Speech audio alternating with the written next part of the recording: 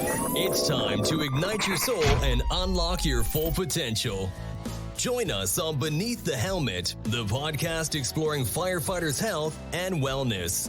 Hosted by retired Fire Chief Arjuna George, our podcast is the perfect place to start your journey towards becoming the best version of yourself. So come on, let's join the conversation and find out what sets your soul on fire. All right, welcome back to this is a special edition Beneath the Helmet being released on September 11th, 2023. Today's episode is a very special one, means a lot to me. I got a chance to sit down with the photographer of this incredible book, They Saved New York, the men and women of the FDNY. So Glenn Usdin was the photographer of this book, took some incredible images of FDNY members from the war years right up until modern day.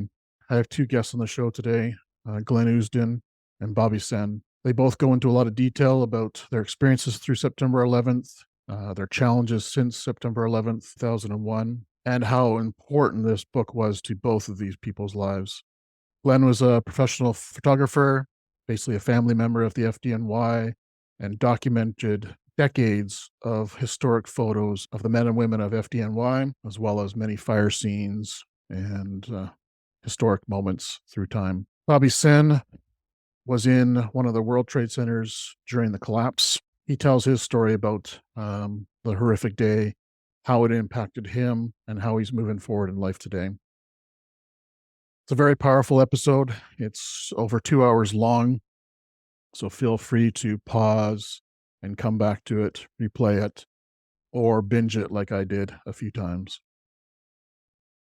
Once again, a very powerful episode, pretty incredible stories that are still very near and dear to my heart. We went down as a group from Salt Spring Fire in 2001 to pay our respects to the firefighters. And our time there was essentially assisting FDNY and attending as many services as possible. We also went down again in September 2002 on the 1-year anniversary. And once again, we assisted with going to as many services as possible. This book is incredible.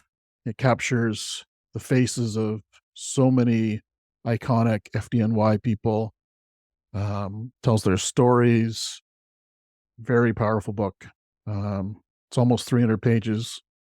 It has decades and decades of photography in it, and truly a special historic book that will be in the hands of firefighters for decades for sure.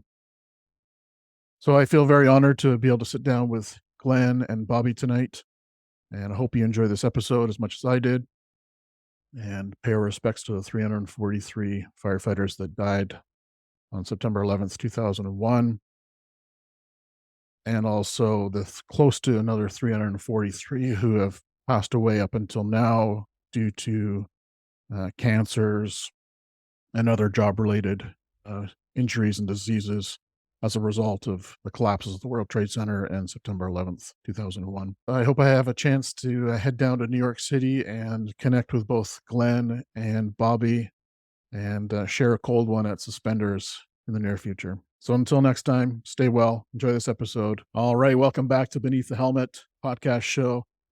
Very, very special show. This is being released on September 11th, and in honor of the firefighters, the men and women of the FDNY. We have a very special guest today. We got Glenn, and we got Bobby Senn here with us today.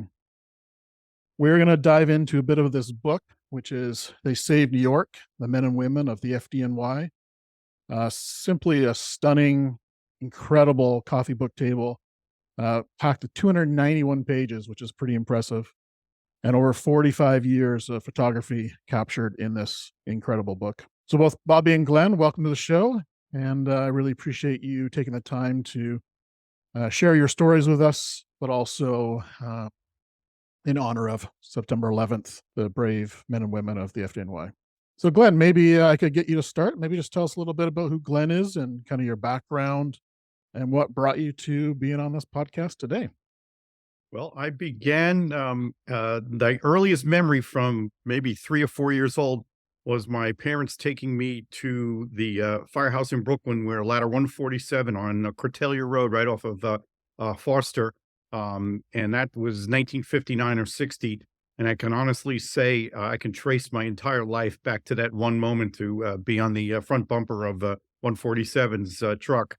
Mm. And I grew up in the suburbs of New York City, about 20, 30 minutes from the city line. And I was just totally obsessed with everything firefighting. And I was in a town called Massapequa, which is a fairly large suburb of New York, maybe what, Bobby, 15, 20 minutes away from Bobby. And Yep. as soon as I could, and I can tell you the date, it was July 1st, 1974. I was sworn in as a member of the Massapequa Fire Department, which is um, a fairly large volunteer fire department. And unlike most of the rest of the United States, the suburbs of New York have some really robust volunteer fire departments. At that time, we had about 300 members. I think now they're probably around 200, 225. But it was a town of around 90,000 people, and it was quite busy. But unbeknownst to me at the beginning of my fire service uh, journey, just west of Massapequa, of course, New York City. And in the late 1960s through the 1980s, New York City went through a period called the war years. And the fire service has never seen anything before that or since that. And I would sit in my room when I was 16, 17, 18 years old, and I would listen on a little tunable um, uh, Radio Shack radio, and I would listen to the companies being dispatched in New York City. And you would hear sometimes 10, 15, 20 working fires a night in New York City. Some of the companies were going to 3, 4, 5, 8, 10 fires a night. Each company, it was bedlam. The You may have heard the expression "the Bronx is burning," but it wasn't just the Bronx. It was Queens, it was Brooklyn, it was Manhattan, it was the Bronx. Pretty much Staten Island was exempt from that. And fires that today in New York would be a third or fourth or fifth alarm with 150, 200 firefighters and 20 or 30 units. Back then in the late 60s and 70s, they could just find 4 or 5 units, 3 engines and 2 trucks, or 4 engines and a truck. And these firefighters would, and back then they were all men, but these men would just put these fires out and go back to the firehouse and have a quick bite to eat and go off to another one. It was an incredible period. And um, my just absolutely dear friend Dennis Smith wrote about this, and he wrote a book called Report from Engine Company 82. And I, along with millions of others around the world, actually can remember the first moment that they dove into Dennis Smith's book. And I was sitting in my porch in Massapequa in my home. My parents gave it to me, and I was just hooked. And all I wanted to do at that point in life was to become a New York City firefighter. Unfortunately for me, I flubbed it and didn't get on, but I maintained an absolute love of FDNY, and had numerous friends in the volunteer fire department that were New York City firefighters, and I spent as much time as I could. Actually, the chief of my volunteer fire department was a chauffeur of a ladder 124, tower ladder 124. On the job, it's known as the Tonka truck in Bushwick. And back then in the 70s, the Bushwick was burning also. Bushwick was home to 2 and 3 story wood frame attached homes, and they were getting fires all the time. So I was the unofficial mascot of ladder 124, and I was always there with my camera. And it was just quite a time to be around the FDNY. And fast forward that to a number of years, I became the publisher of Fire Engineering magazine in the 80s. Did that for 6 or 7 years. And I had all the time that I was spending, we call it buffing. I don't know if what the term in Canada is, but the people who just go to fires and observe and take pictures. And I, along with sometimes 10, 20 others, would sit in the plaza across from 82 and 31 in the South Bronx on Intervale Avenue, and we would wait for them to get a run, and then there'd be a parade of 5 or 6 cars, and we would follow them to the boxes. And sometimes it would be a job, sometimes it would be a 1092, a false alarm. But all those years that I did that, I never actually got to see Dennis Smith. Just either he wasn't working the nights I was there or the days I were there, but just that was Dennis Smith was like the holy grail. Well, when I became the publisher of fire engineering in the mid '80s, we were introduced at a trade show. And if you've ever met Dennis Smith, he's short little guy. I had him as this 6'4", towering icon, and he was a short little man, and you would meet him and you would think he was a Wall Street broker or a writer, which of course he was, but you would not think that he was, a firefighter in one of the toughest companies in the history of firefighting. And the day we met, and I told him all the stories about how I used to hang out outside the firehouse, and he paused for a second, and he looked at me and he said, "Glenn, why didn't you just come inside?" I had no answer for him. I was so ashamed. He said, "You could have come in and we would have given you a cup of coffee and you could have, got a tour." And until I did this book, I never was inside the 82 and 31's firehouse. Wow. So, the next thing that Dennis said with a gleam in his eyes, and he was the most proud Irishman in the world. And he said, "Well, Glenn," he goes, "we've got 110,000 subscribers and you only have 30,000. And I was like, "Thank you, Dennis." But the friendship developed, and he eventually sold Firehouse Magazine, and we still stayed in touch. And he was extremely supportive of my photography, and he wrote a number of books. And I see on the shelf behind you, as far as my biased opinion, I think his is the most credible and well researched history of what happened on September 11th. Report from Ground Zero. And maybe about 10 years ago, and again, we were in touch all the time. And about 10 years ago, he was telling me on a regular basis, "I went to this guy's funeral, or I went to this guy's funeral, or this guy from 82 just died." And after hearing 8 or 10, and he was just incredibly sad going to these funerals. And I said, "Dennis," I said, "we need to capture these people. We need to grab these people and capture their stories and their likenesses." And I said, "What do you think about that?" And he said, "Wow, great idea." Within 15 minutes, I got an email from him of about 15 names and phone numbers, and said, "Here's the first group of people to approach." And I was very busy with my fire truck company. I own a company in the States here that buys and sells used fire trucks, and my kids, and I was just busy with life. And I didn't do anything to it. And then 3 years ago, after talking to Dennis again, we talked, if not weekly, every other week or so for years, and another 10 or 15 or more funerals of the guys he worked with. I said, "Dennis, it's time to do it." And he said, "Whatever you need, let's do it. We're in." And I just it was at that point, it was during COVID. It was pretty much the end of 2020. And I said, "We're going to do it." And Dennis gave me an updated list of people. And in the spring of 2021, I started planning photo shoots. And there's a gentleman who's become one of my closest friends, and Bobby knows him well now, to also Dan Potter, who is a retired firefighter from FDNY, who also has an incredibly compelling story about 9/11. I'll give you the 30-second summary. He was off duty that day. He was about to attend a training class for promotion in the Staten Island when the towers were struck. He immediately turned around and drove from Staten Island and arrived at the site a few minutes before the first tower came down. His wife was working in the 85th floor of the first tower that was struck. The first plane hit about 20 feet over her head, a floor and a half above where she was. She remarkably got out right away. He was downstairs. He was on the ground when the towers came down. He dove under rigs and into stores, and just had again remarkably that he wasn't killed.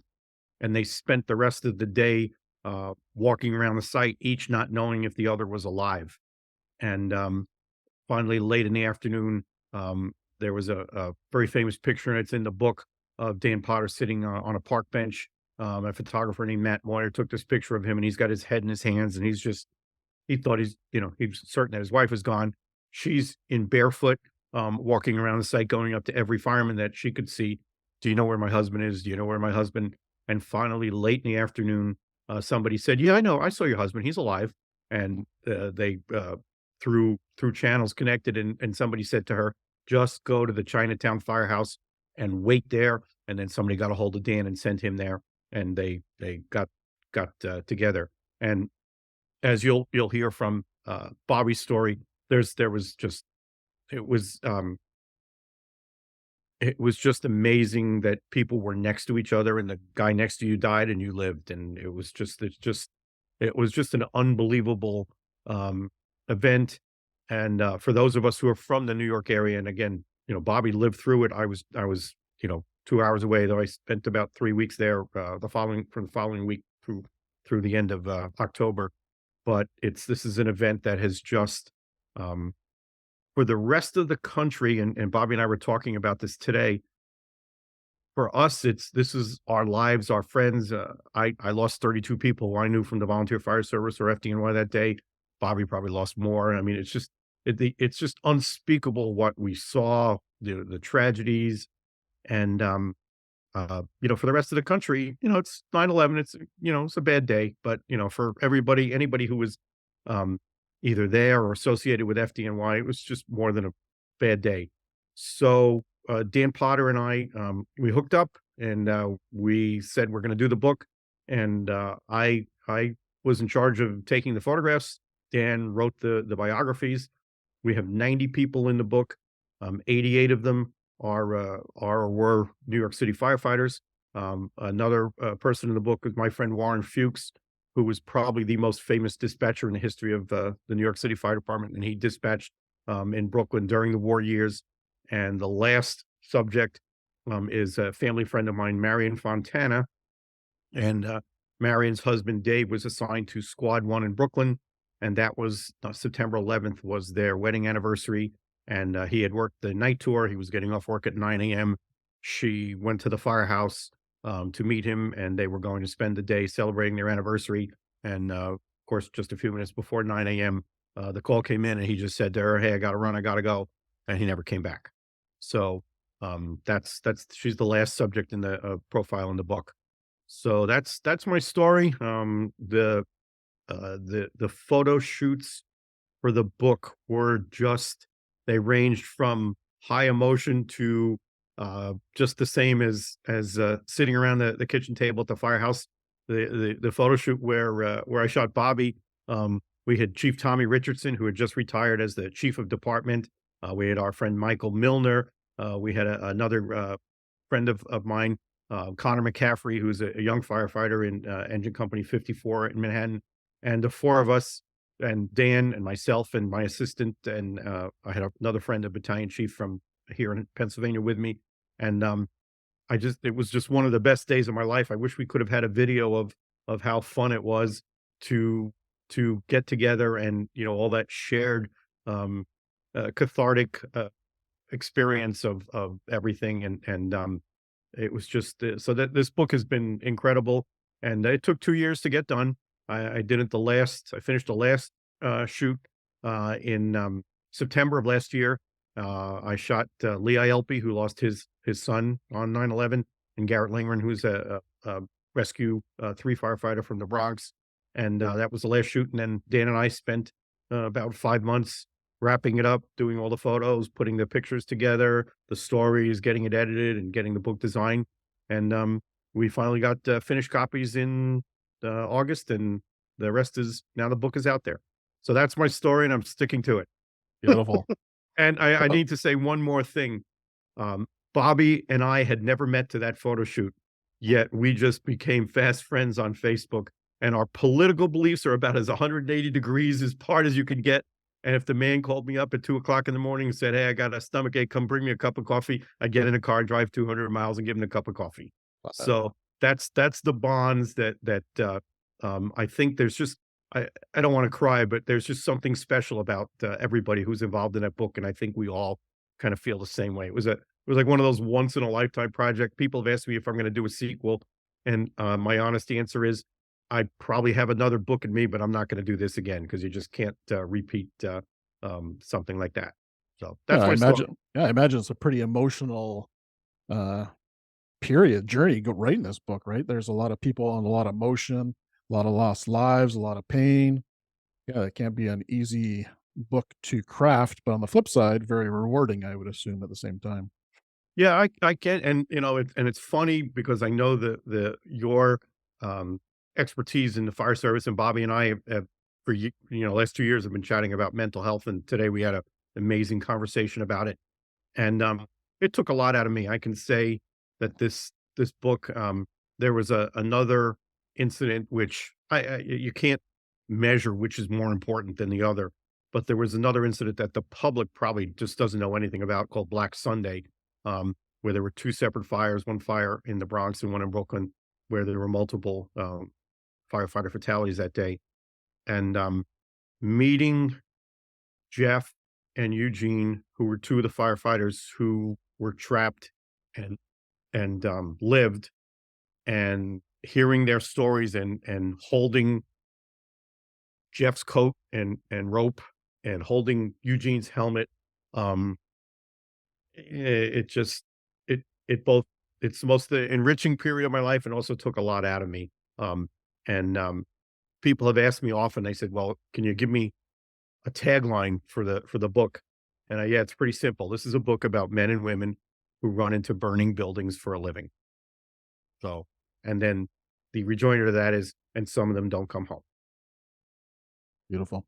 I have to say, this is one of the most stunning books I've ever looked at in my entire life. Obviously, the fire service is pretty near and dear to my heart as well, and just seeing the quality of photography, and I'm also a photographer as well.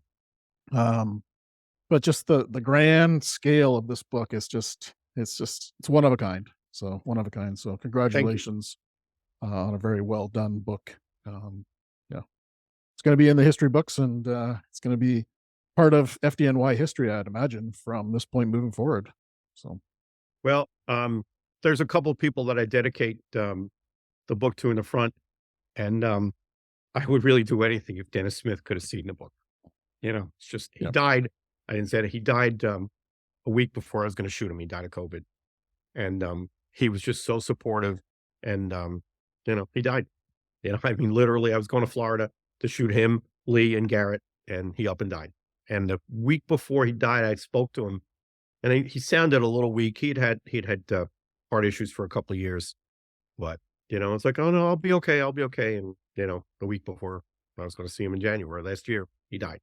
So if there's anybody who I wish could have seen the book, it would have been Dennis. But that's just the way it is. yep, Bobby and I have talked a number of times. This is the life you've been given, and you can either screw it up or you can keep on going. So we choose to keep on going.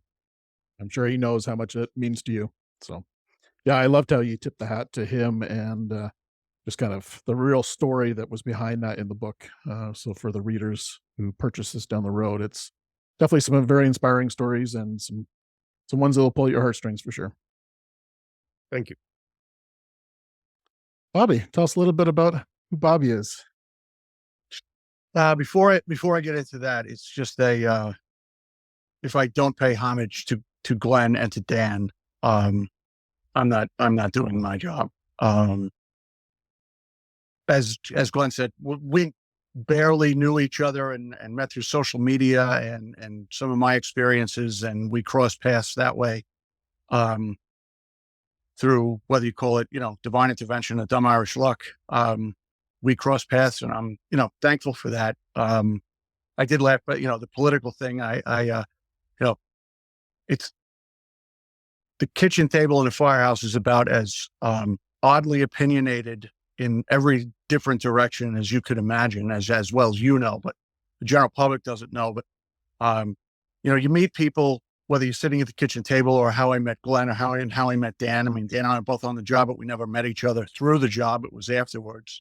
And with regard to his photo that is in the book of him sitting on the bench, up until I sat down with Dan and was doing the interview for the narrative for my, 2 pages in the book,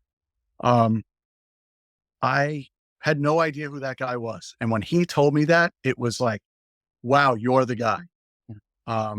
And most of us, I will say almost everybody on this job, you never want to be like the guy, identified that way. You just want to do your job, do your thing, and be respected by coworkers and by others, and go home in one piece. But I have to say, the first thing I said, because I didn't proofread anything, I did my interview, did the photographs with Glenn, went home, never asked to see anything. I wanted it to be a surprise. And then the book finally showed up at the door, and I felt like a little kid on Christmas when I realized, when I saw who it was from, and I was standing at the door and I said, holy shit, it's here. And I just grabbed it, opened it up, and then I looked for my name, and then I'm looking. And then as I'm like looking for my name, I'm seeing literally the legends of the FDNY from back in the 60s forward, and immediately humbled to be included. And Glenn will tell you, I said to him over the phone within a day or two of getting it, I was like, seeing guys from those war years and, legends in the fire service that, I always looked at the FDNY, it was like getting to play Major League Baseball. And then getting to work in the busiest companies, or getting to go to special operations and work in a rescue company, that's getting to play for the Yankees. I always looked at it that way.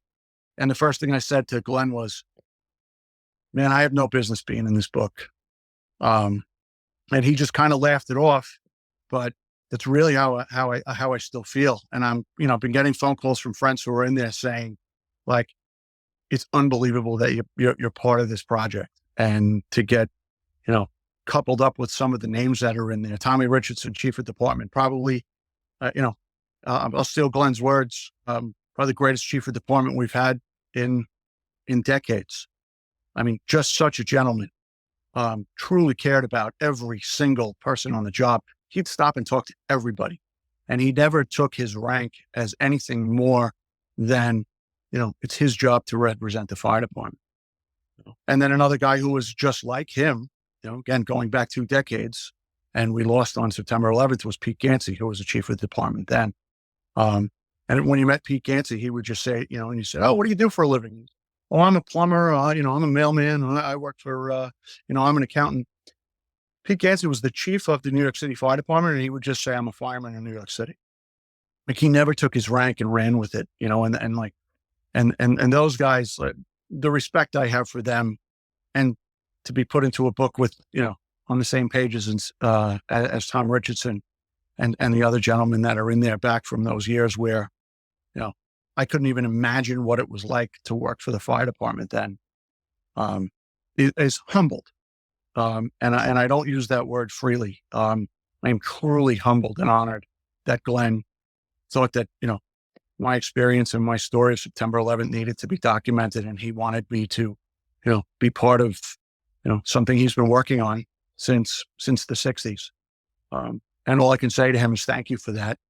And I know he'll go, but because that's who he is. But he and Dan are probably 2 of the most grounded men I've ever met in my life.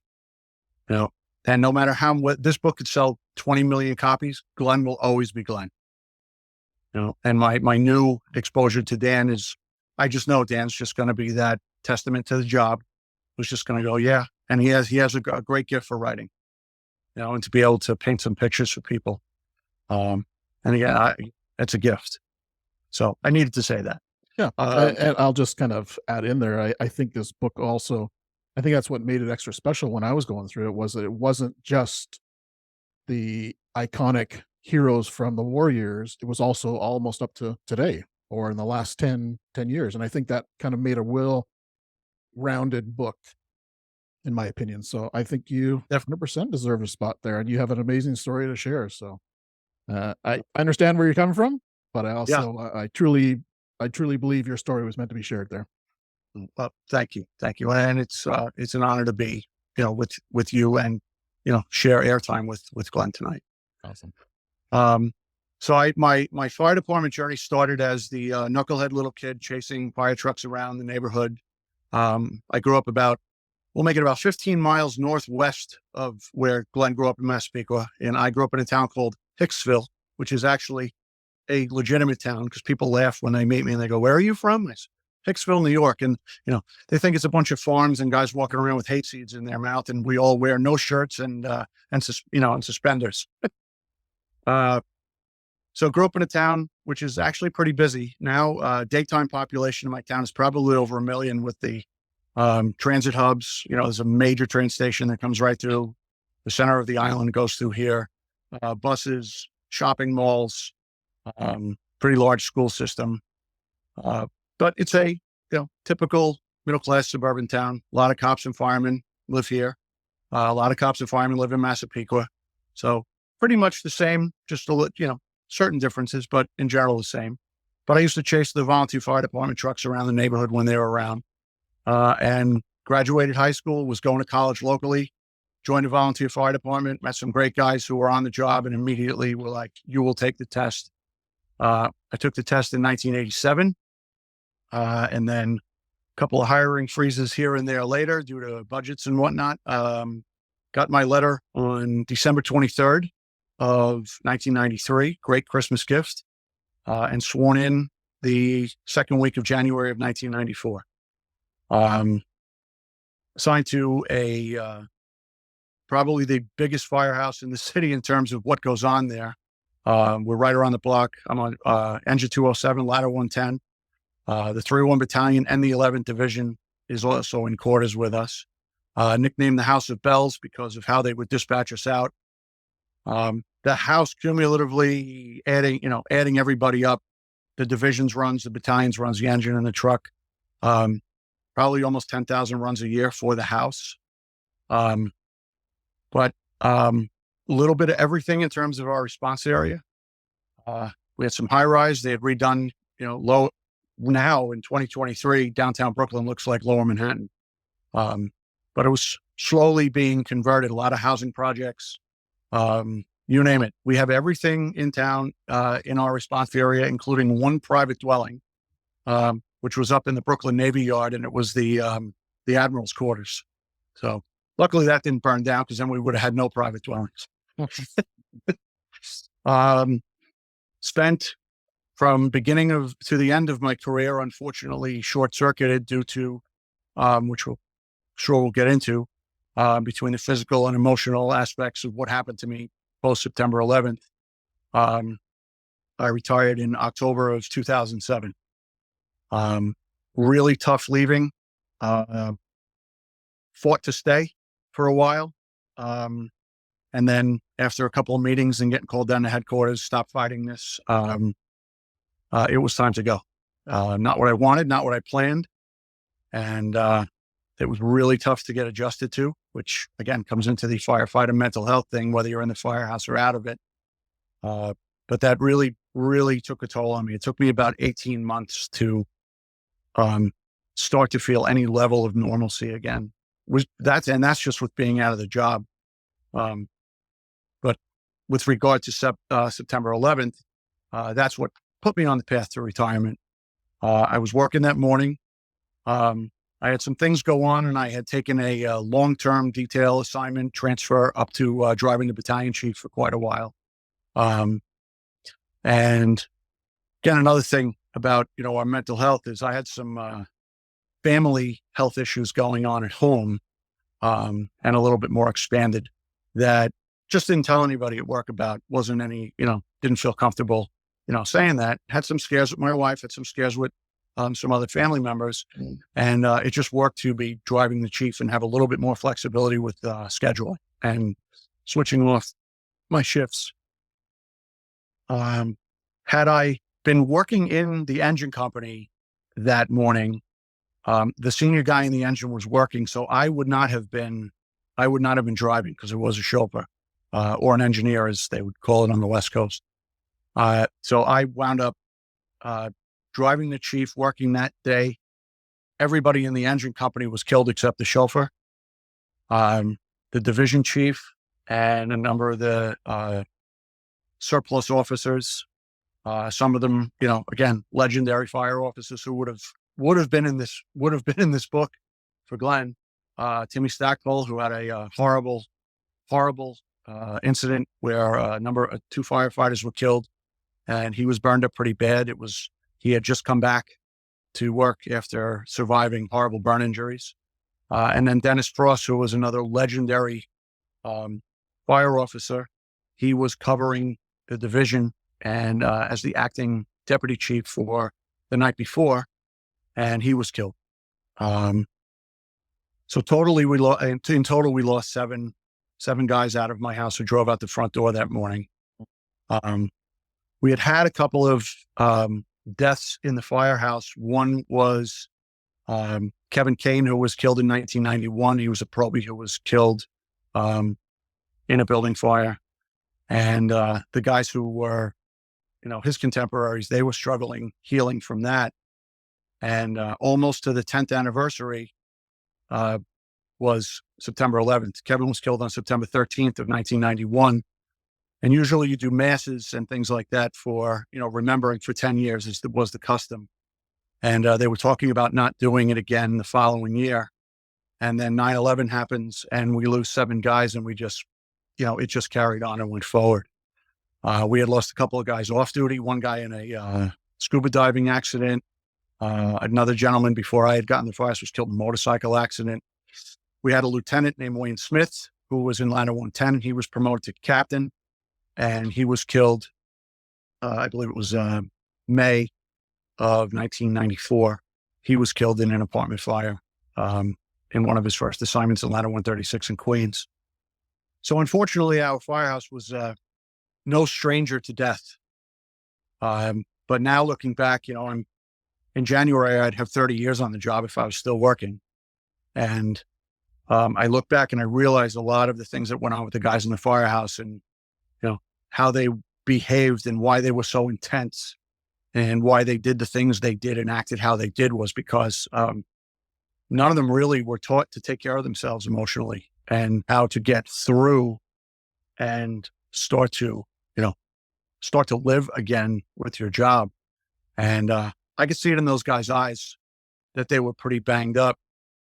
But I see it now, as opposed to I didn't see it then when I was a young 25-year-old kid in the firehouse.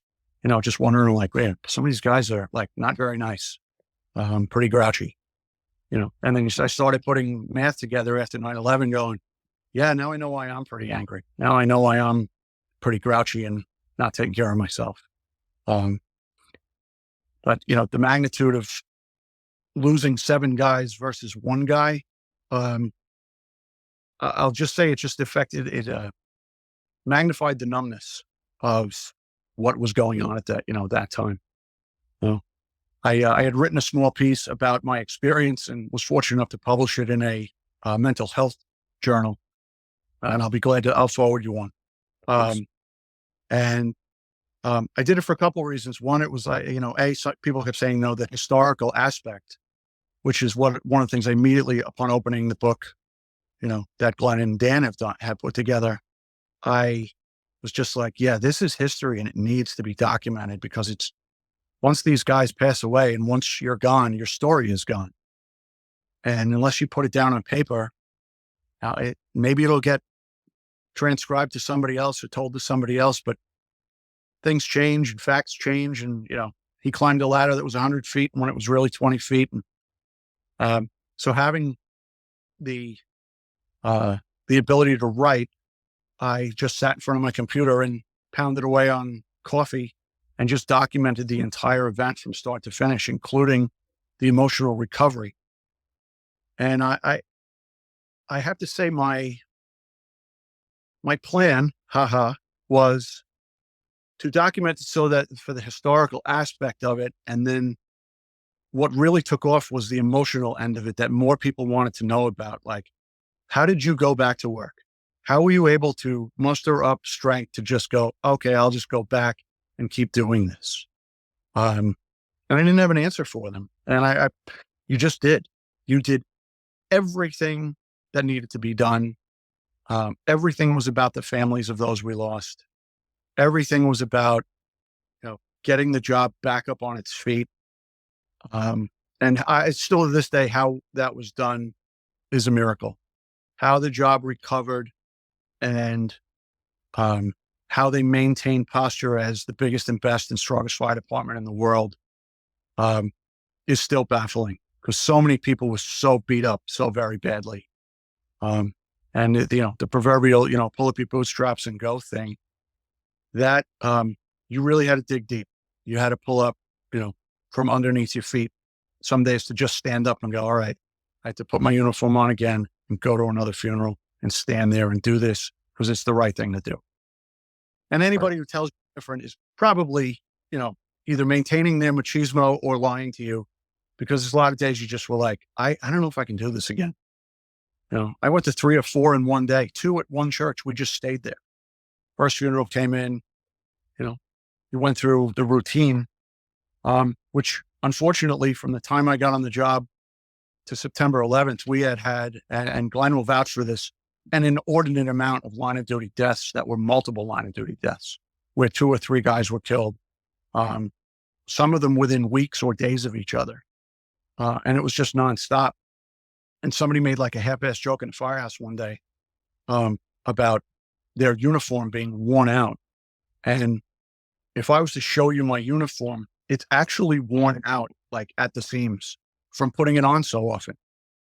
Because you went to, on average, everybody went to, probably over 100 funerals, because you were either at a funeral, down at the trade center digging and looking, for those who were lost, or you were working. And the work schedule, because we were so shorthanded, you were doing 48-hour shifts and sometimes even longer, which was unheard of on our job and relatively impossible. And how we got through that period without losing other firefighters, just because the training routines were off, the in-house training and the fraternalization of like, know your job, know where to go, know what to do, know what tools to take. That was kind of shot. We lost, probably 2 full years of probies coming in that really didn't get the fair shake of the training that they deserved being in-house and learning the job. And how we didn't have somebody hurt or killed just from lack of experiences was, again, miracle, absolute miracle.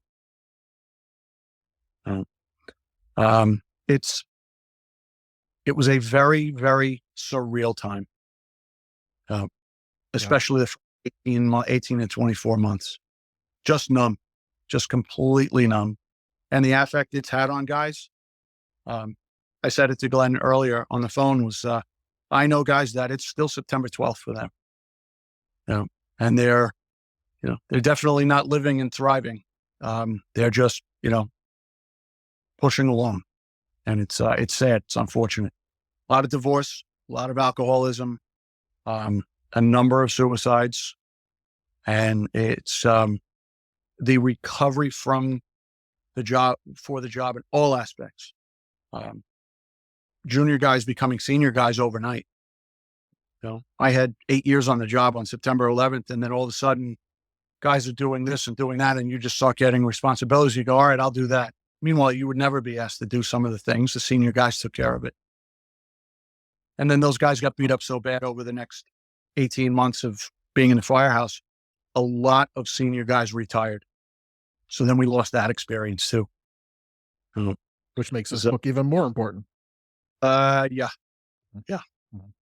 Wow. What an incredible story. So I have something to add to Bobby's story. So remember a few minutes ago, he said that he doesn't know why he's in the book. I rest my case. Yes, 100%. And I felt that as well. As soon as I read that, I was like, yeah, this is an incredible story. And actually, I was telling my wife this evening that I had your page flagged with a couple of sticky notes because I wanted to reach out to you. And then lo and behold, we connect tonight on this podcast. So yeah, no coincidences. Yeah, no coincidence. Wow. That's quite the story.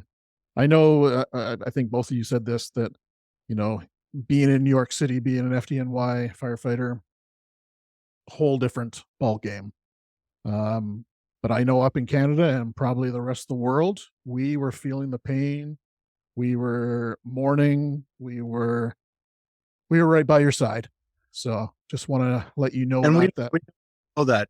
Yeah. Because one thing that guys would just show up to the firehouse from, we had guys from Toronto just show up to the front door of the firehouse, ironically, on one of the days we were having a funeral for one of our guys, a few miles away in another part of Brooklyn.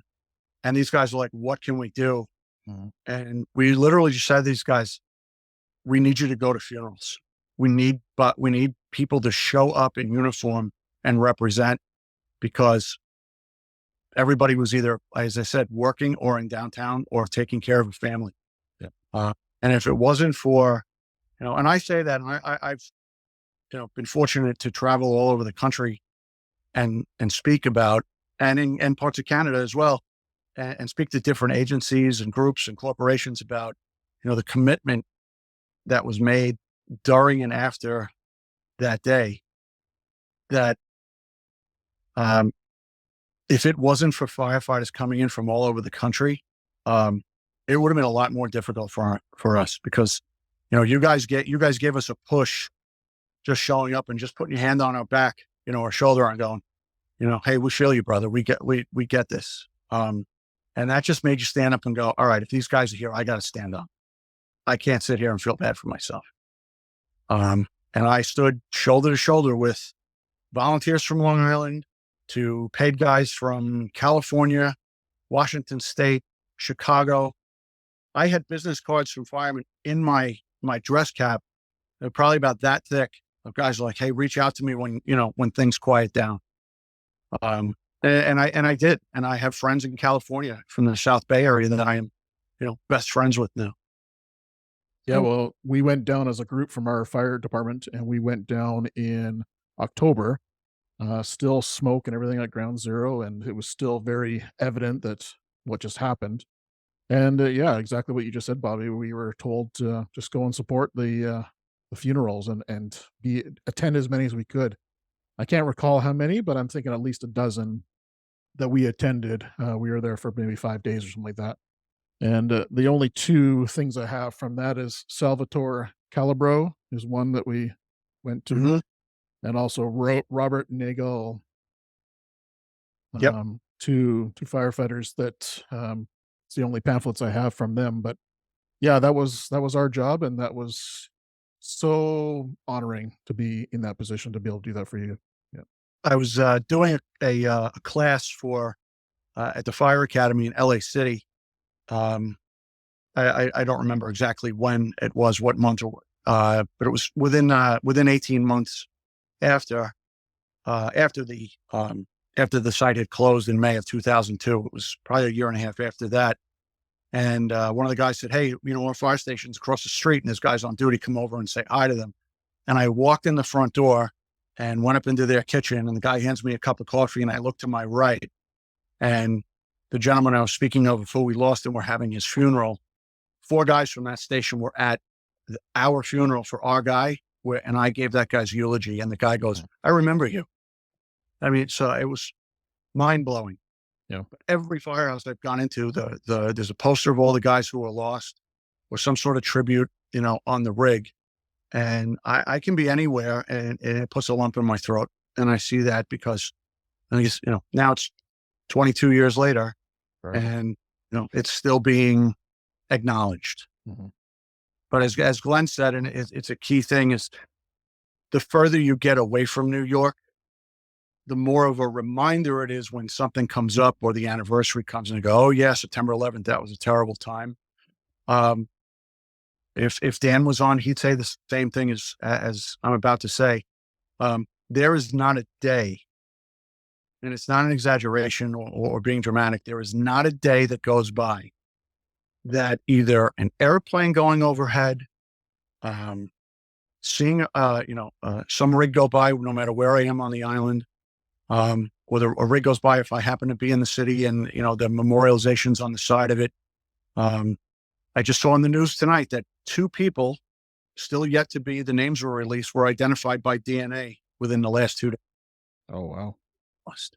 Wow. It's a constant. So as I've said, September 11th is, we don't need it. I don't need it. My reminder comes every single day in one way or another. And I'm sure it hits Glenn too, whether he's in the car, hears a song, thinks of somebody, and you just sit there. And in all honesty, I still shake my head in disbelief some days, this far away from it, just going like, man, I went to the fire department with this idea of what I wanted to do and what my hope was going to be over a 20 to 30 year career.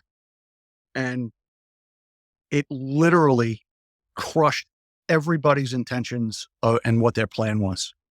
It just destroyed them, because you didn't know what to do, how to do it, when to do it. The guilt about pushing forward and doing something. I had thought about transferring out of my firehouse to try to get a fresh start and jump start. And my guilt kept me there, and, I talk to guys in the military quite often, and they say, yeah, the best thing would have been for you is if they had pulled you out of there and just said, no, you don't work there anymore. You're going somewhere else. Because then you're forced to jumpstart your career over again and not be stuck. Because literally the locker on the left of mine and on the right of mine, both those guys were killed. And for weeks I heard the alarm on his watch going off in his locker. And if that doesn't blow your mind apart, nothing will. That messes with you big time. Amongst I could sit here for an hour just about the trigger points and things that would just set you off, and make me just like completely break down. Thankfully, 20 years a therapist and, continually focusing on taking care of myself and making myself be a better person, in terms of my function. If I hadn't done any of that, I'd be in big trouble. I'd be dead. Plain and simple. I'd be dead. I probably would have either drank myself to death, or the guilt would have just got me to one point, and I just would have just said, I'm done. Very interested to kind of sort of off topic, but the new recruits, cadets coming in, what are they learning about September 11th? So a brand new firefighter recruit that joins today, what are they learning about 9/11? There's a lot of physical items that are at the fire academy. Things made of steel, the chin-up bar, the pull-up bar is made of steel from the World Trade Center. There's, flagpoles and memorials and things all over. And there's a huge area dedicated for A, line of duty deaths, and B, there's a whole wall dedicated to September 11th, which is pictures of all these guys staring at you when you walk in there. And it's, again, a huge lump in your throat immediately, remembering, the 100 or so guys that I knew personally. And as for, is there anything that they're learning in terms of, is it part of a curriculum? I actually don't. Just the history. The history, because I'm assuming that this generation that's either here now or coming into the fire service was not born in 2001. Yeah. Hey, let me, Bobby. Yeah. I can tell you that they bring every probie class down to the memorial, and they do a little service. Every probie class does that. So that That's is in addition That's to what Bobby said. When you're at in New York, they call the academy the Rock. When you're at the Rock, there's reminders all the time. But when every probie class goes down and has a ceremony at the memorial, if you haven't been to the 9/11 museum, you have to go. But when you go there, there's both the museum on the inside and then there's the outside, the reflecting pool, and every probie class goes down there, and every firefighter learns what happened. So the one thing, and from being not a member but being really close with FDNY for a long time, like as Bobby mentioned, since the late 60s, early 70s, the one thing that I think it's not the only department, but separates FDNY from the rest is the tradition, and what Bobby talked about senior guys. There is and Bobby and I are both friends with Frank Lieb, who's a assistant chief in the fire department now. And there is a thing called the FDNY way. And there is just the brotherhood and sisterhood it's not a term or a word that they fling about. And Bobby mentioned it. Probably a lot of people are aware of it, but when the 343 were lost, they assigned firefighters to every single family. And just you want to talk about the mental health aspect of basically being taken out of the firehouse, and just said, you're gonna be the liaison from the fire department to your family. And they became the surrogate dad, surrogate caregiver for the family. So FDNY never forgets, and that history, that's one of the things that I hoped, and I know Dan and I wanted to convey in the book. I think we did it, but the the brotherhood and the sisterhood in the FDNY, it's not a word, it's a way of life. Beautiful. Yep. That's how it should be. It was, the title was Family Liaison, an instantly created title. And um, it was, there was a discussion we were having in the kitchen once we realized that the guys we sent out the door, that 7 of them weren't coming back. We knew that we had to assign people to them. And you went from, I'm working Friday night, Saturday day, I'm working Tuesday night and Wednesday day, to you were driving kids that are going, are they going to find my dad? Like, you're taking that kid to soccer and you're cutting their lawn, and you're sitting in the kitchen with a wife who has, they understand what, their husband did for a living, but they're still sitting there, with the 1,000-yard stare, going like, well, what do you mean they have to find him? And what do you mean there's a chance they're not going to recover anything? You became soccer coach, landscaper, taxi driver, therapist, overnight. And I will say from experience with that, it definitely did not make the journey through the emotional recovery any easier. If anything, that exacerbated the survivor guilt tenfold. Interesting. I had it from, I saw so many guys that morning, working that morning, who ultimately were killed, some of them standing right next to me. And then, you're left to tell their story. You're left to tell the last moments of their life or what they were doing. And, the why isn't this me thing? Why am I not 344? And there's bottom line is there's no answer to it, and that was a lot of hours in the therapist's chair, asking why. And I'll tell you right now, 22 years later, there is no answer as to why it just happened that way. Unfortunately, I had the blessing and the curse of standing next to Michael Judge, the department chaplain, during the collapse. And that man who has helped heal thousands of people and either join them in marriage, get them into recovery programs, help them with, issues they're having with their kids and their lives. And just a man dedicated to the personnel of the fire department, from the chief down to the new guy. And, that guy gets killed standing right next to me. And, the dumb Irish kid from Hicksville, Long Island gets to go home and he doesn't. That why was a huge why for a very long time.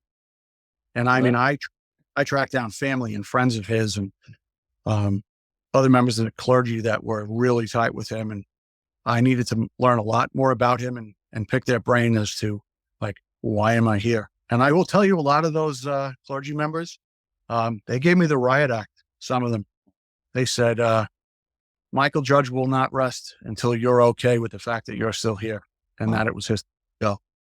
That was a very difficult thing to swallow and come to justify as being okay.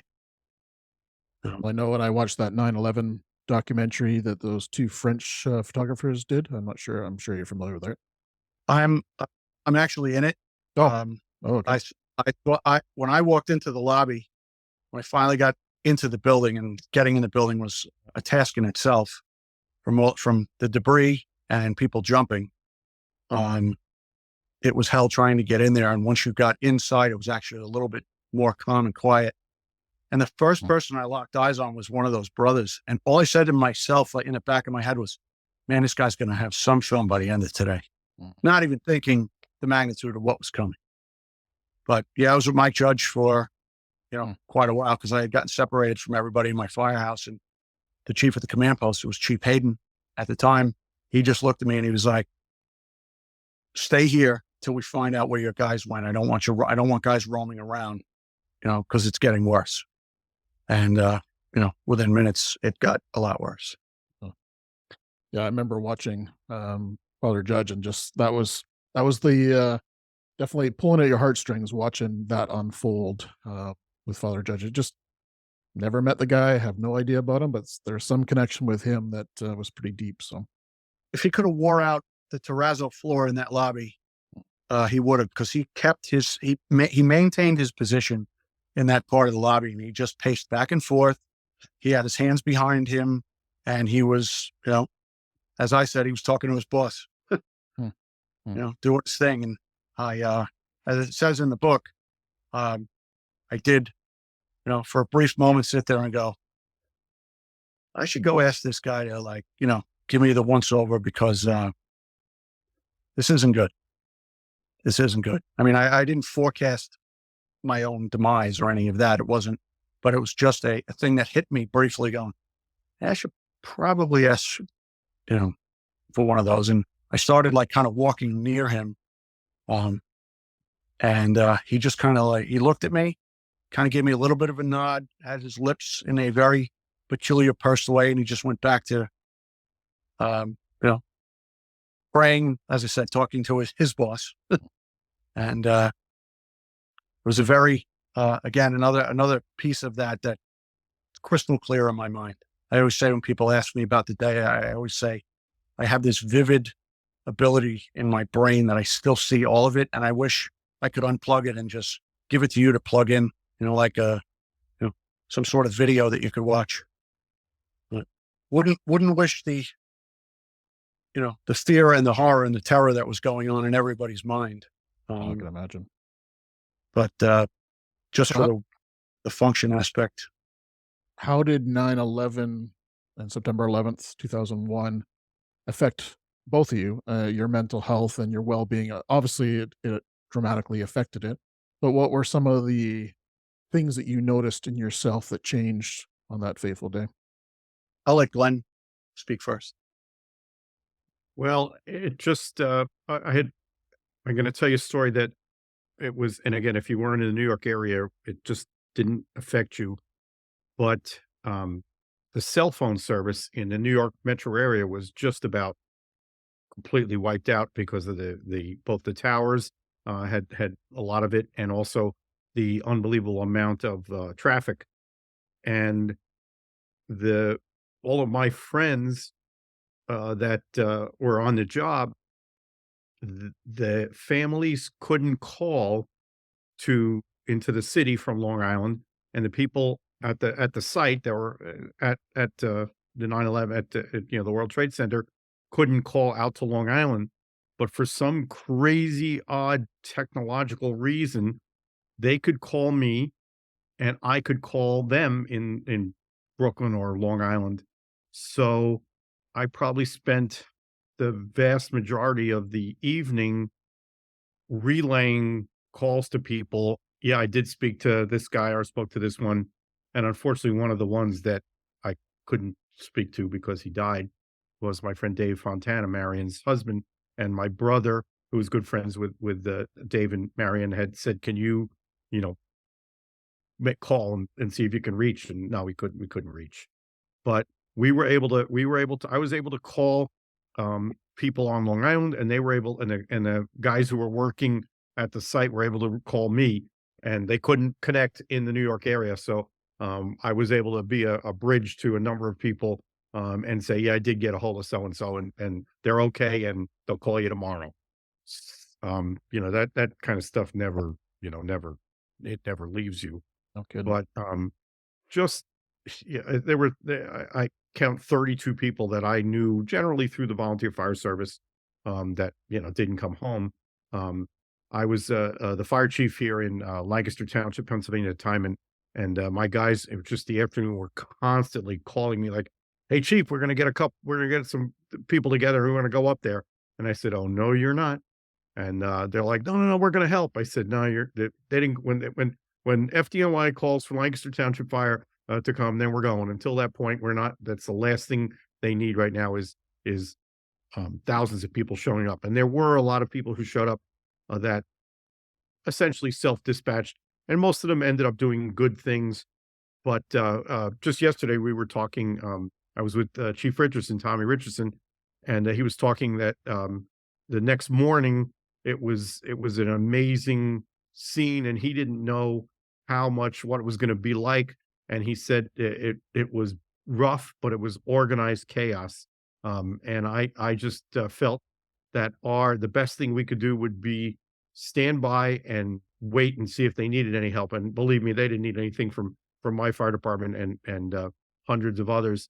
Um, but you know, as Bobby mentioned very eloquently, um, they didn't need us to go and fight fires. They needed us, you know, to support them emotionally and bodies at funerals. And I actually took, I told you I'm in the used fire truck business, so I took two Mac pumpers that I had in my inventory and I sent them into New York and had them lettered as FDNY. And they went to, each of them went to, I don't know, 40, 50 funerals. Um, because been a tradition in the fire service and especially FDNY for whatever 100 years that when somebody dies, you get brought to your final resting place on a FDNY rig. Well, they lost so many rigs; they didn't have any rigs to send to funerals. So I took two of my pumpers and made them look like FDNY, and I took the hose beds out and turned them into caisson vehicles, and I just handed them over to people on a job and just said, take them to funerals. So, you know, I kind of used what I had at my disposal to, you know, help the best as I could. The actual, um, I think, Bobby, you might correct me if I'm wrong. I think the volley companies were only in the city for less than 24 hours, but till the next morning, maybe. They were in there for about 24 hours. But I will say um, the volunteer fire departments did donate a lot of their rigs to be used as caissons as well. Because the number, like, as you said, you know, as we said, the number of funerals. But I just learned, I didn't know you had sent those in. I'm just learning that now. That's amazing.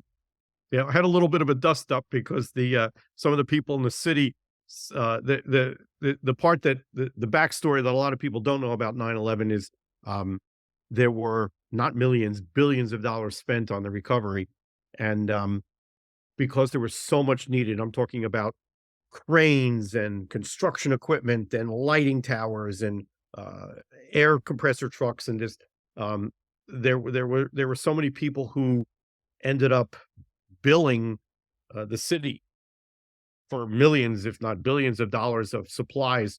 And they realized very quickly into, I don't know, the second, third, fourth day that they were going to need you know, it was unprecedented. The recovery effort as Bobby mentioned, went to, I think, June, right? It was May or June of 20. Like roughly right around Memorial Day. Right. So that recovery effort was just an unbelievable logistic and resource um, uh, undertaking, and there were so many bills coming in, and somebody was certain that I was going to bill the city for these two rigs that were going to funerals, and I said no. I said I'm not going to bill the city. This is, you know, it's a job I love. I wish I was on a job, but you just have them and use them, and you know, I'm not going to bill you for anything. But um, I got a phone call one time from somebody who inspector general and said, we want those rigs out of there. And I said, I don't know where they are. And they're like, what do you mean they're your rigs? I said, I dropped them off. I don't know where they are. And the guy's demanding that I get these rigs out of the city. And finally I said to him, am I one of your firefighters? He goes, no. I said, so you're the inspector general. I said, you've got no control over me, do you? And he goes, no. I said, well, then our conversation is complete. And that was just, it was just kind of a funny side, but you know, it just, you know, I can't, I think it's difficult to not, um, like Bobby said, it's something, it's just people, I think just, you know, as the anniversary approaches, even locally here, people ask me, you know, hey, if you'd like to come to this remembrance or do this, or maybe give a little, you know, a few words. And I've almost gotten to the point that, you know, I really don't. I just would rather be quiet that day and remember the day and remember the people and remember the effect. And, you know, it's just, obviously the book has, taken Dan and I and, you know, a lot of people know us now that didn't know us before, but, you know, it's just, you know, I wasn't a member and it stings and hurts like hell. So, you know, that's the thing. And when you live in the New York area, it's right there. I mean, it's right there every day. You drive. I was up in New York yesterday doing newspaper interview on the book. And every town you go through, there's a street, there's a plaza named after somebody. It's there. It's there all the time. I'm obviously I'm in FDNY firehouses all the time now, and just about every quarters has a something on the wall for who was working that day. That the board that you put in, what the riding positions are, and all those from 9/11 are all behind glass, and that the helmets or the coats of the people who were lost that day. So it was the worst day for so many people, and yet, as Bobby said, we're sitting here, talking about it. So, it can't be, compared to, those who aren't talking about it. And another hidden thing that I don't think most of the country is aware of, but FDNY lost 343 firefighters that day. We're within, Bobby, what, one or two from that of losing since 9/11 for the 9/11 cancers. Very So, close. yep. I mean, so you take 343 that were killed in minutes, and then you got 340, I think we're at 340 now, something like that. It was within one or two. Yeah, every time I get a number in my head, my phone will say that somebody else was, Right. It's almost one or two a week. Some weeks that this one died from renal cancer, or this one died from prostate cancer, or this one, died from emphysema or whatever. And they're their FDN, their 9/11 cancer losses. And I think one of the things, in just a really tough period, that maybe Bobby can expand on, but the the fire service in New York had to fight. And I'm not talking like lightly. I'm talking they've had to fight the fire and police service for the Zadroga bill. Comedian Jon Stewart, this guy who doesn't know a fireman a thing, basically shamed Congress into passing it and then extending it. And to this day, right now there's something called the Family Transport Foundation that has a fleet of SUVs that are running around the New York metro area every damn day, taking people to their chemotherapy treatments, to their surgeries, moving their wives and kids around. So this is like, to the rest of the country, it's, it was not 9/11, it's 22 years ago. To anybody in the New York area, it's still going on. It's going on today. And that is Incredible. something that I don't think I'm not going to say his name, but there's a guy in the book that I photographed who's just the nicest, jolliest guy. Another guy, that was he was a firefighter. He's not a big shot or legend. And he's got prostate cancer that was, 9/11 related, and they're taking him around. And I think they think they caught it quick. But, it just never stops. Yeah, and that's a hard thing to recover from if you're trying to, your own well-being and your own mental health. If you're exposed to that day in and day out, it's a hard environment to heal in, isn't it? Yeah. W, Bobby. Thanks, Thanks, Glenn. Yeah, I just asked the question again because I got so caught up in what Glenn was saying. Yeah. Just want to make sure I answer you properly.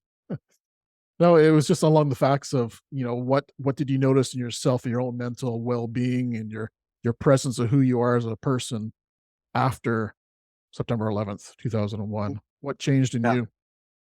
I would say first and foremost, my mortality.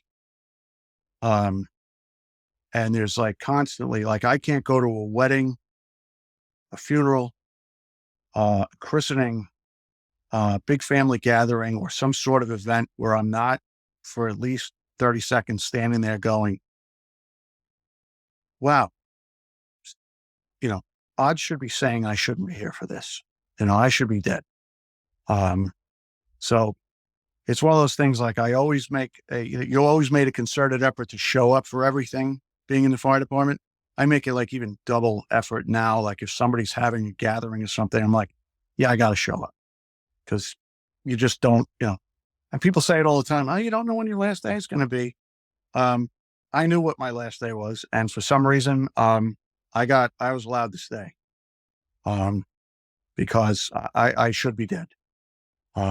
Where I was in the grand scheme of that, and being, in both buildings collapsing, and then miraculously finding a path out with it, some other guys, and then realizing who was dead that was standing like literally right next to us.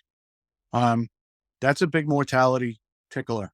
And I get reminded of that, listen, I still get grouchy in traffic, and I still get grouchy over nonsense, but I really appreciate my life, and I am grateful for it. And, meeting people or seeing things, or like getting to watch, my nephews. I'm really close with my nephews that are, two of them are 11 and 12. And like every soccer game, if I'm not doing something, I'll be there. If I have the opportunity to pick them up from school, I'm picking them up from school. So I just want to, I'm getting time with them that I really, I shouldn't be having. So, I've been granted this gift.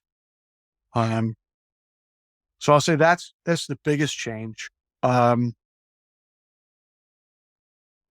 people people who are spiritual often say the phrase, we make plans and God laughs. I had this plan. Like, I had this thing in my head about what I wanted to do with my career and how I wanted it to go and where I wanted to be. And it all just completely, dissolved. And anything that was like in any way, shape, or form of doing that either brought on, as I mentioned earlier, a feeling of guilt, a feeling of like, should I stay here? Do I owe it to these, do I owe it to stay in this firehouse for the rest of my life?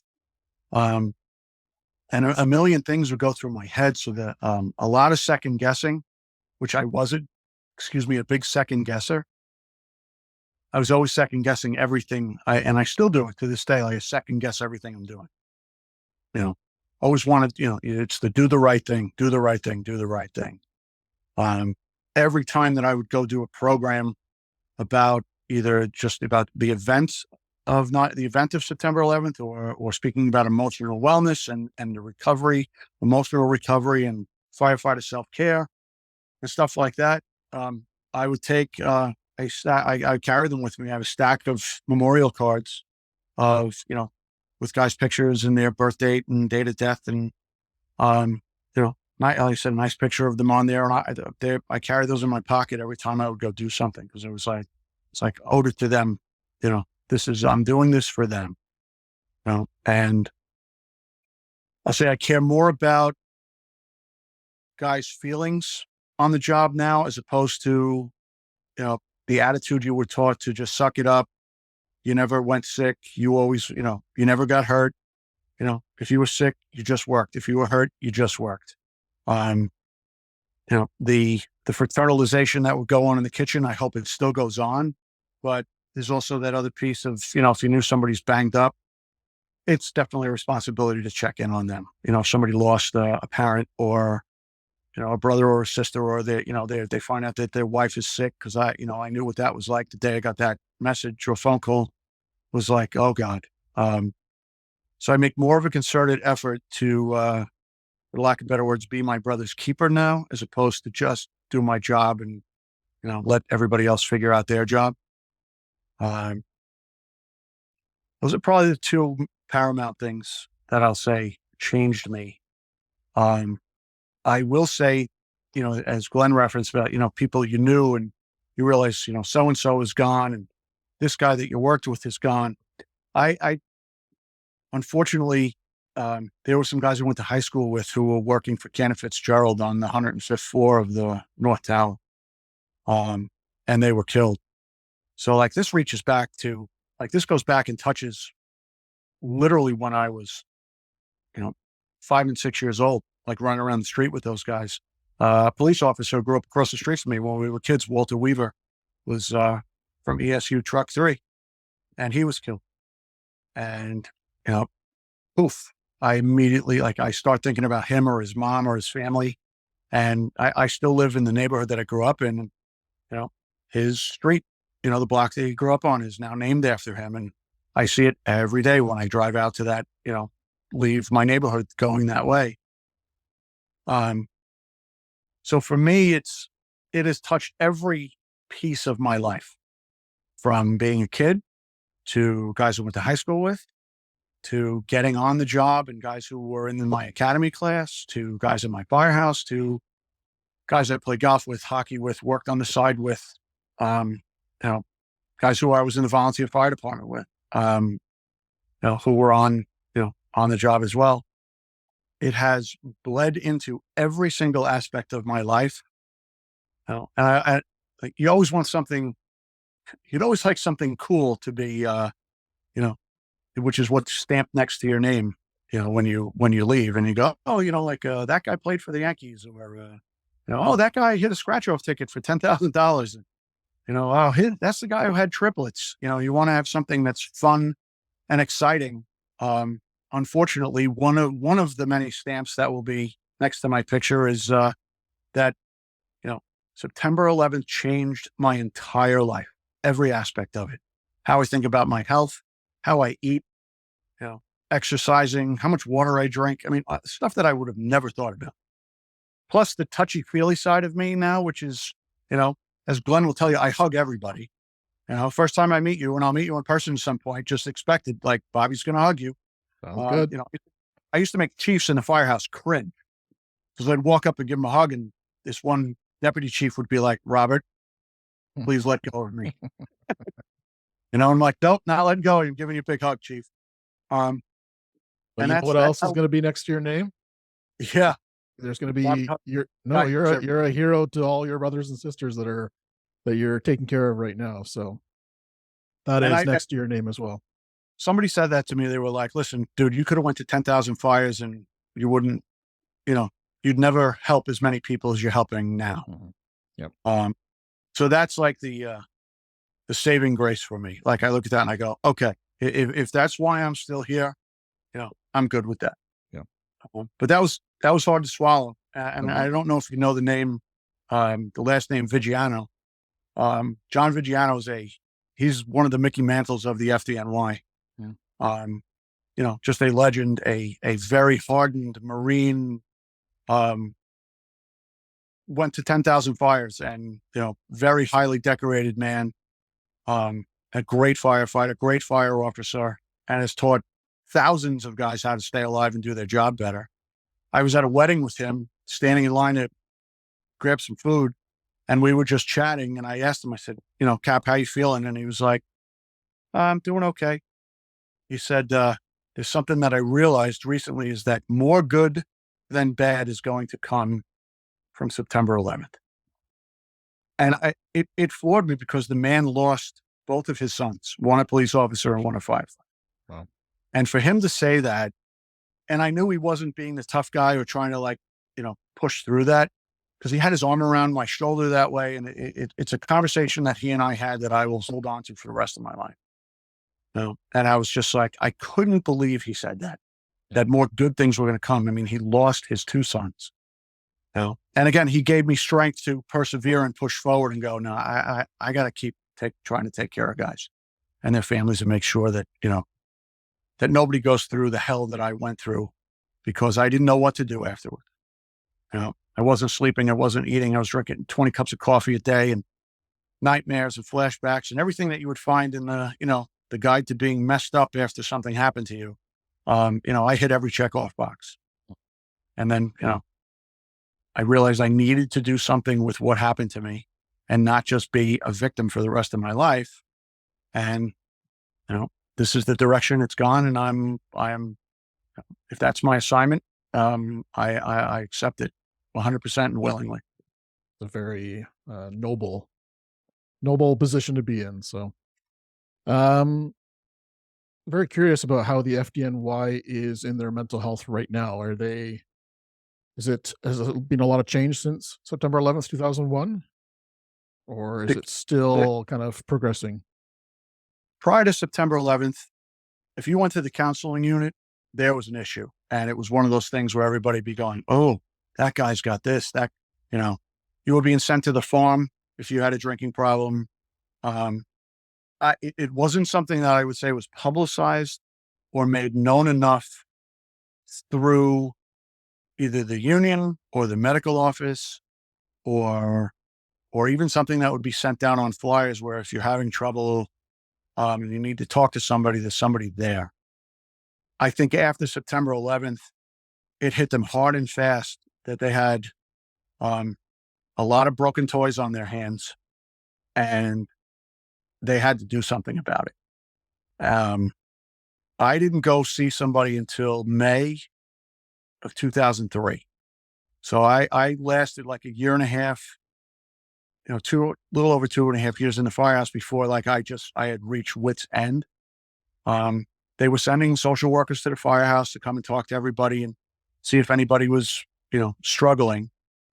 But as Glenn has alluded to, the culture of the New York City Fire Department is, you get assigned to your firehouse, you don't offer up what you want to have for lunch for a year and a half, let alone you're going to go say that, oh, I'm not really sleeping and I'm not really doing too well and I'm struggling, and showing a weakness, because the kitchen was a pretty vicious place and guys beat each other up fraternally.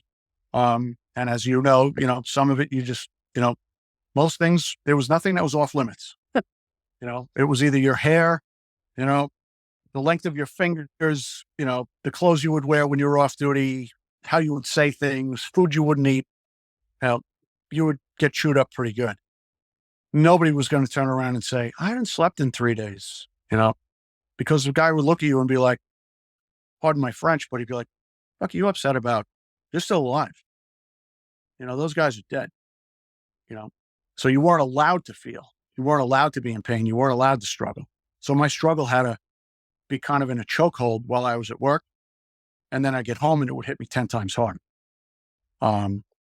That I hope, and again, I'm retired 15 years now. So it's one of those things. I don't know what their, open door policy is. I know they're a little bit more aware, I will say, of that. If there is an event or an incident, you lose a child that, bad car accident, multiple casualty incident, God forbid line of duty death, they are sending counselors to the firehouse and they're really keeping an eye on guys, and at least giving them some of the tools and the awareness that, hey, listen, you might not sleep and you might see the whole thing that happened a couple of 100 times and you might have nightmares. I didn't know that was normal.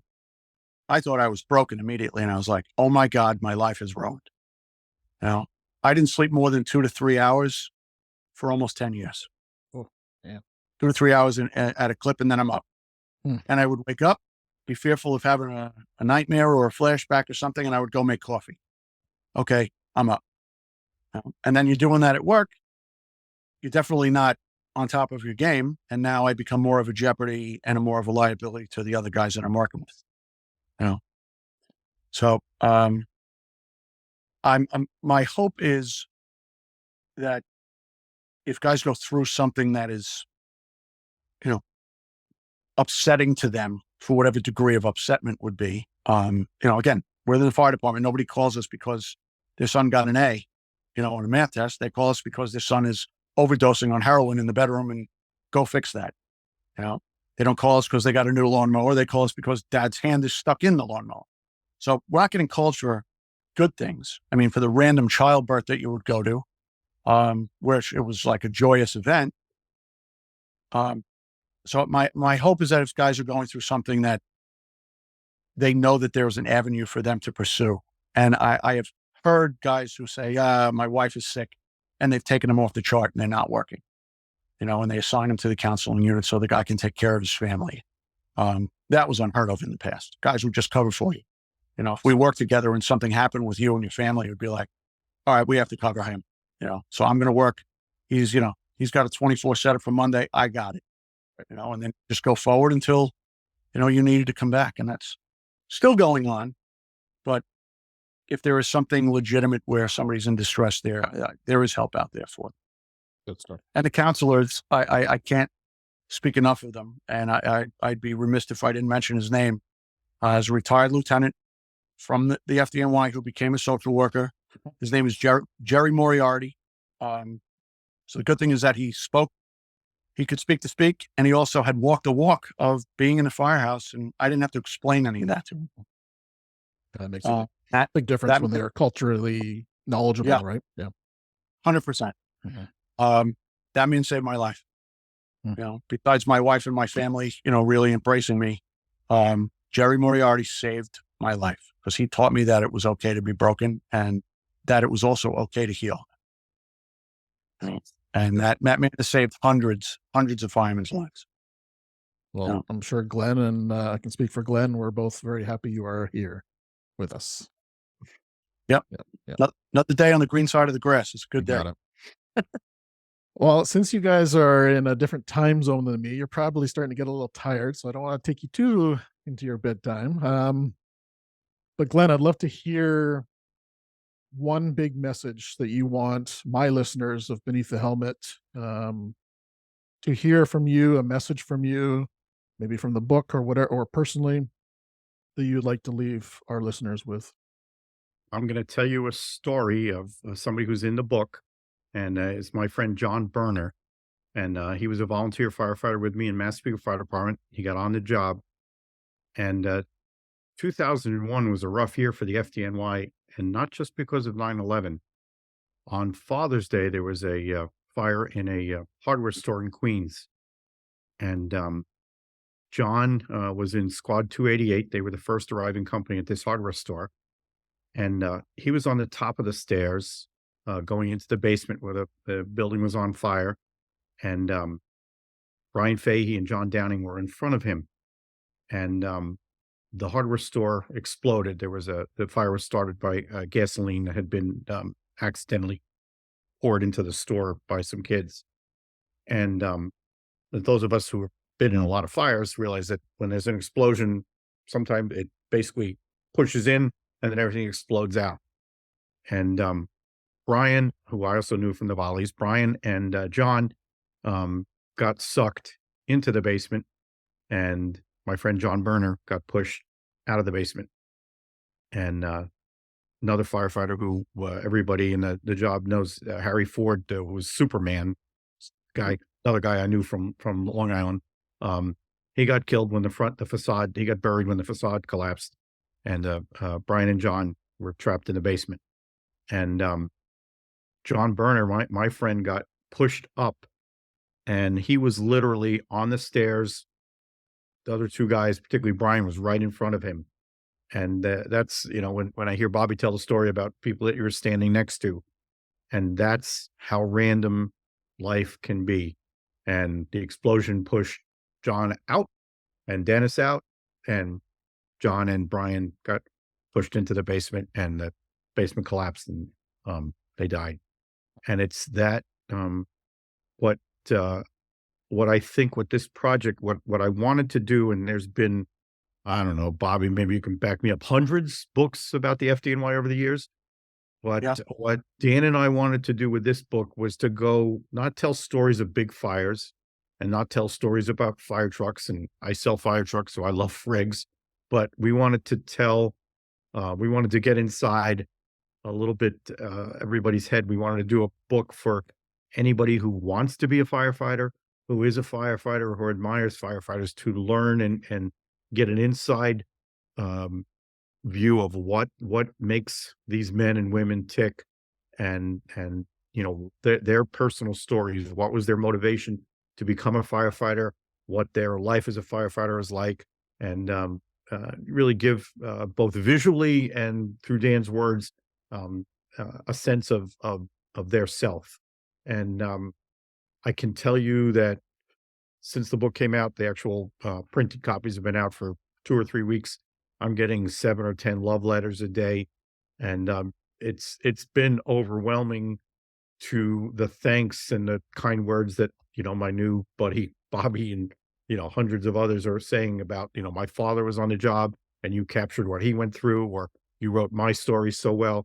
So it is. I knew it was going to be a good book. I just didn't know that it was going to emotionally hit all the check marks and the response that it is. So I'm honored beyond compare. I've been taking pictures since 1972, and I know that I'll never take another picture in my life that is good as the 90 people that I photographed for this book. So, the thank you that I have is for these wonderful men and women that participated in the project and the friends that I've made. And Bobby's just one of, hundreds of people that, I've been introduced to and met, and just are proud to tell their stories. So that's it. That's where I'm at today.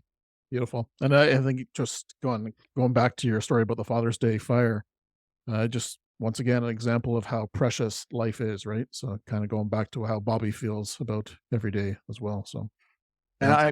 I knew Thank you, two of Con. those guys pretty well. I knew Harry and Brian pretty well. And again, two outstanding men in their field. I mean, Harry, as said, his nickname was Superman. A wealth of experience and knowledge. And as he was there, you just knew, like, all right, we got, the A team is here.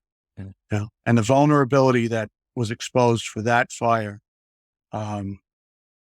Somebody said it, not me, was that, like, the Father's Day fire, because of the guys who were killed, was like the cocktail hour for 9/11, of looking, the magnitude of talent, and skill set that guys had. Losing those two guys just immediately opened up everybody's vulnerability to, wow, if those guys can get killed, none of us are safe from ever being in threat of dying in this business.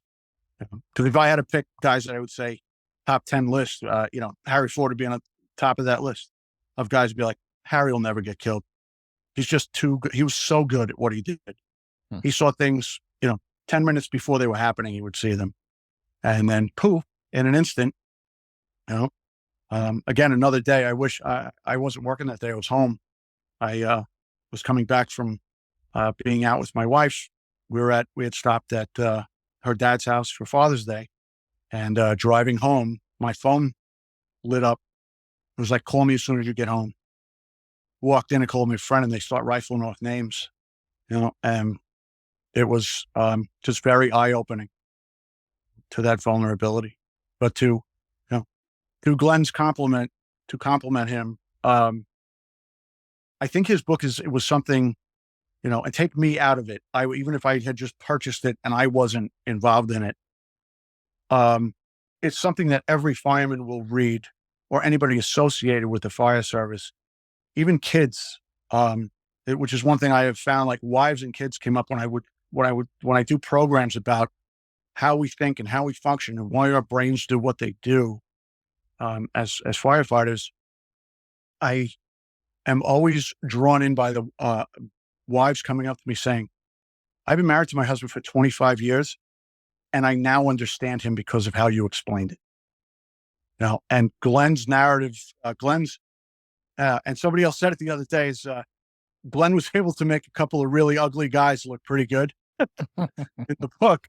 And Dan's words was, everybody's the family members alone of guys who were in that book are going to be grateful through eternity for them, because they will capture a little bit of who their dad or their uncle or their grandfather or their cousin or their husband was or 100%. is back then, through even like generations from now, that my nephew's kids are going to look at this and go, wow, that was Uncle Bob that you were talking about. And I'll be long gone, but they'll have that. And there's no greater gift to be able to do that. And I learned a little bit of that by, unfortunately, being part of a group of people now. I've met Pearl Harbor survivors who I mean, there's not many of them left, but I met a bunch of them while I was there at Pearl Harbor, and they walked away from them, like, talking to people to sit with me, to tell me what to expect in the future living as a survivor of something like that. You're one of very few people to be alive, and great responsibility comes with it. As well, the honor and the privilege of being alive. I met D-Day survivors that I sat I'm in awe of, telling me their story. And the one guy who was a girl I dated when I was in college, her grandfather was in the first wave at Normandy. And he rarely spoke about it, but I dropped off a memorial T-shirt for the guys we lost to him, probably about 6 months after the 11th. And he sat me down and said, welcome to the club of survivors. And again, you start to, things that hit you hard. Boy, that hit me. That was a punch in the gut. And I was like, wow, I'm in a group of people that survived a world renowned known event. And there's a responsibility that I have to maintain that comes along with that.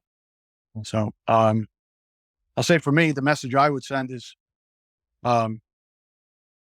it's okay to take care of yourself, and it's okay to be broken and hurt and recover from that. And it's okay to talk about it, because that was a big thing. We never talked about it. It was a big, I guess the fire service really took a chapter of that from Vietnam veterans, because most Vietnam vets that I met growing up, they won't talk about it, and, there were guys telling me, you need to talk about this. The world needs to know about what happened that day and the days after, and what you guys did to recover bodies and all of that madness. And I would say the things I learned was, I'm stealing the title of a friend of mine. It was a clinical psychologist who helped me. He wrote a book that was called "It's Okay Not to Be Okay." And I had to start living that, because I knew I wasn't okay, and I had to accept it. So I would say for all the brothers and sisters out there who are going to see something terrible, and go through something bad and carry that home, don't shove that down inside. Because as I said to Glenn, doing that stuff, it's like chewing on razor blades. It's going to cut you up, and you're not even going to feel it until you're drowning. And way too many of us have taken our own lives. Way too many of us are now divorced. Way too many of us are alcoholics or drug addicts, and have taken on a punishment when it doesn't have to be. No, that would be my message. Wow. What a powerful episode this has been. Gentlemen, I beyond honored to sit with both of you and to have a copy of this book in my hands that truly, I truly feel that I've followed the events from September 11th, and I've, went down there twice and really felt like I kind of knew what was going on, but my eyes have been opened dramatically since, reading this book, but also connecting with both of you tonight. Just how prevalent it is today. And it's not old news. It's not something that happened 22 years ago. It's still happening to the survivors and everyone who's living in the city itself as well. So just really appreciate your commitment to spreading the message and sharing your time with us tonight. How can people get a hold of this incredible book? You can go to our website, which is www.theysavedny.com, or you could also order it on Amazon. So order it directly from us at www.theysavedny.com, or click on Amazon and buy it there. Just look it up in the search bar. But and either way, you can get it, and it's also available from Fire Service Publications online, which is probably the premier fire service bookstore in the country for fire, police, and EMS promotional books and whatnot. So either of those three ways, any of those three ways, you can get the book, and we greatly appreciate your interest in it. Excellent. I would hope you can get it at the museum as well. Is that available there? It is available at the FDNY Fire Museum in Lower Manhattan. Nice. And soon to be available at the Fire Zone, which is the FDNY Fire Foundation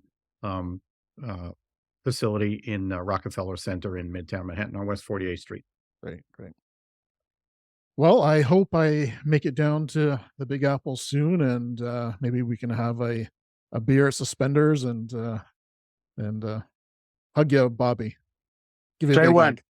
Sounds good. Say when. Say when. We'll be there. Sounds good. You don't need an excuse from us to say hello. But Kat, usually what happens when in the past, when I'm either speaking in person or, doing something like this, I have kind of scratched some of the wounds that some of us suffer. And I'm offering my email address up. So it's Bobby S. FDNY @gmail.com. It's Bobby S. FDNY@gmail.com. If you're hurting or banged up and you just need a little guidance on, a direction to go in to start taking a little bit better care of yourself, and, either pointing you towards some sort of therapist or just validating that it's okay how you're feeling, I welcome the email. So don't yeah. And Bobby, you're doing speaking and presentations. Is there somewhere where they can find out more about that? Or I'd be honest with you, 99% of it's been word of mouth. And it's been like a lot of fire departments, police departments. I've had the fortune of spending some time with a bunch of Navy SEALs, some retired military guys, a lot of narcotics officers who have gone through, some crazy busts and whatnot, and events like that. So, but if there's an event, somebody's putting something together, again, same email address. I'd be, if scheduling works out and, the logistics come together, that's kind of how we do it. I don't have a website up or anything like that. I'll just kind of take it as it comes. Sounds good. Any final parting words, gentlemen? Just thank you very much.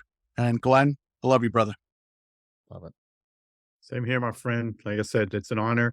And I think the most parting word that I have is the ability to tell other people's stories has been the honor of my life. And Dan and I are just blown away by the response. And truly, this isn't about us. This is about them. And we're just the vessel to the media to do this story. So it's just been an honor to tell other people's stories. And these are amazing stories. And we thank everybody who has either been in the book or has purchased the book. But from the time I was 3 or 4, I knew that firefighters were the most special people in the world. And after 49 years in the service, nothing has changed my belief that we are the best people in the world. And, I said to tell everybody's story has been great. So thank you. Fantastic. Well, gentlemen, like you just said, Glenn, it's an honor. It's an honor for me to connect with both of you tonight. So thank you both. And thanks for our listeners. This was a longer episode, but very compelling stories and emotions shared. So until next time, stay well. Thank you.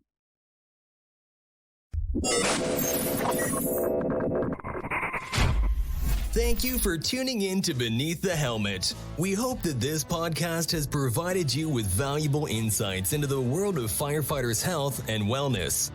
Remember, caring for your physical, mental, and spiritual well-being is crucial to achieving optimal performance.